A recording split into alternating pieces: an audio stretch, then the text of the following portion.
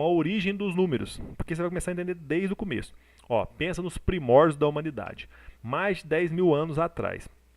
O homem primitivo, gente, das cavernas, que na verdade é um mito isso, né? Nunca morou nas cavernas, viu, gente? É um mito.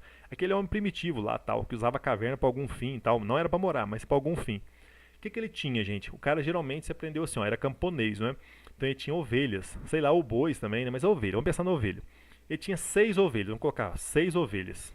Gente, olha que coisa sofisticada, isso aqui é um bem da humanidade. Isso aqui, ó, 6, isso aqui é um símbolo matemático, isso aqui é o quê? Português, não é?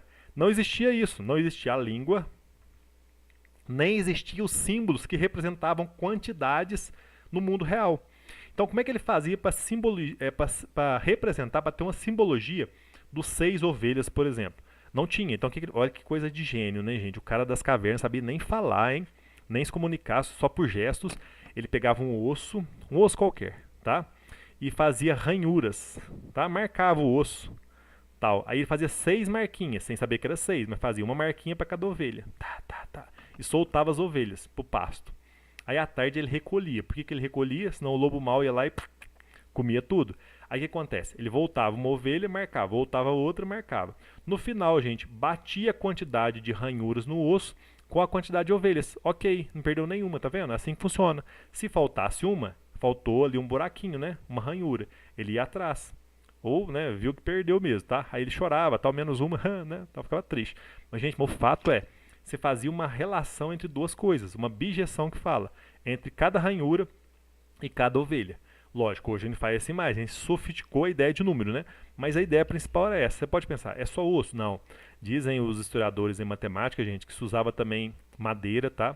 Agora, outra coisa interessante, vamos imaginar uma corda primitiva, feita de, por exemplo, do couro da ovelha. Aí você fazia nozinhos nessa corda, cada nozinho para cada ovelha. Assim se relacionava, gente, a quantidade de nozinhos com a quantidade de ovelhas. Olha como é fácil. Aí depois, gente, passou muitos anos, né? A escrita evoluiu, tal. Aí começou a surgir os símbolos em matemática. Você deve ter lembrado, por exemplo, do seu ensino fundamental de algarismos romanos, né? Tem os números, os algarismos naturais, desculpa, tinha os algarismos indo-arábicos, tal, né? Então, olha só, com o tempo foi surgindo, gente, essa noção de símbolo para representar quantidades. Dizem que os primeiros que surgiram, gente, foi o 1 e 2. Aí era assim, ó, tem um, tem dois e tem muitos. Aí depois, passou mais alguns anos, né? Surgiram os outros símbolos, né? Que são os algarismos. Olha lá, ó, 5, 6, não é isso? Ó? Vai embora, né? Ó, 7, depois 8, 9. Agora esse aqui é sofisticado, né? Ó? Você pega um 1 com 0, dá 10, né? Ó?